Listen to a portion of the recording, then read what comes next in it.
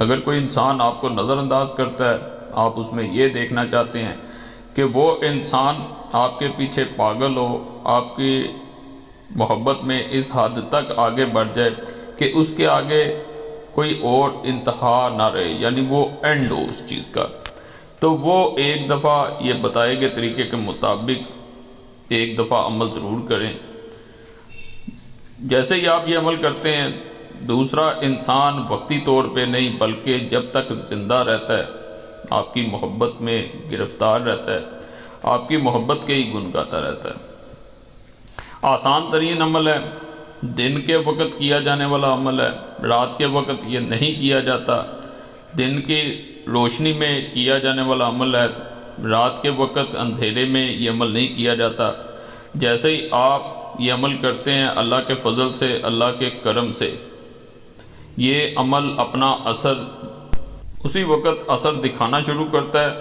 دوسرا، اس کا اثر قائم و دائم رہتا ہے، جب تک انسان زندہ رہتا ہے اس کا اثر ختم نہیں ہو پاتا۔ یہ عمل تقریباً جتنی بار بھی آزمایا گیا ہے، یہ آزمودہ عملیات میں سے ہیں۔ بعض عمل میں ویسے بھی دیتا ہوں اور کتابوں کے حوالے بھی میں ضرور دیتا ہوں۔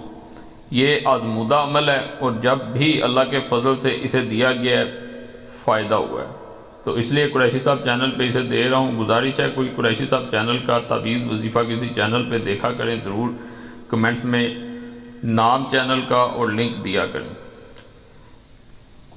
بعض تعلقات ایسے ہوتے ہیں جن میں محبتوں کی بجائے نفرتیں یا غلط فہمیاں پیدا ہو گئی ہوتی ہیں۔ جب غلط فہمیاں پیدا ہو جائیں تو محبت کا نام ہی باقی نہیں رہتا، صرف انسان میں جھگڑے اور تلخیاں ہی رہ جاتی ہیں۔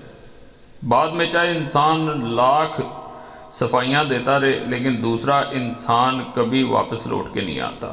اصل وجہ یہی ہوتی ہے، جب اعتبار ختم ہو جائے پھر دوریاں ضرور پیدا ہوتی ہیں۔ جب تک اعتبار قائم دائم رہتا ہے دوریاں کبھی درمیان میں نہیں آ سکتی۔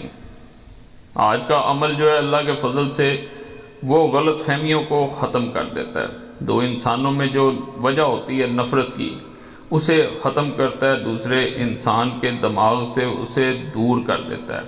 اور جہاں انسان غصہ کرتا ہو، جہاں انسان ہر وقت شک کرتا ہو، وہ ان باتوں کو بالکل ایسے صاف کرتا ہے جیسے کسی ربڑ سے لیڈ پینسل کو صاف کیا جاتا ہے، دوبارہ اس انسان کے ذہن میں وہ چیز آتی ہی نہیں ہے۔ عمل آسان ہے، آسمان کی طرف ہاتھ کر کے اسے پڑھا جاتا ہے اور تصور یہ کیا جاتا ہے جیسے اللہ کی ذات سے اس انسان کو مانگا جا رہا ہے اور اللہ کی ذات مجھے وہ انسان عطا کر رہی ہے۔ وظیفہ آپ کو سکرین پہ نظر آنا شروع ہو گیا ہوگا۔ بسم اللہ پڑھنی ہے، ایک دفعہ درود پاک پڑھیں، کوئی بھی درود پاک پڑھ سکتے ہیں، درود ابراہیمی بھی پڑھ سکتے ہیں جو نماز میں پڑھا جاتا ہے۔ هو الحی القیوم، هو الحی القیوم، یہ آپ نے پڑھتے جانا ہے۔ یہ آپ نے کم از کم اس کو 21 بار اور زیادہ سے زیادہ 141 مرتبہ پڑھا جاتا ہے۔ 21 بار کا عمل شروع کریں گے تو 21 بار ہی روزانہ کرنا ہے۔ اس کو 7 دن کیا جاتا ہے، 7 دن کرنا ضروری ہے۔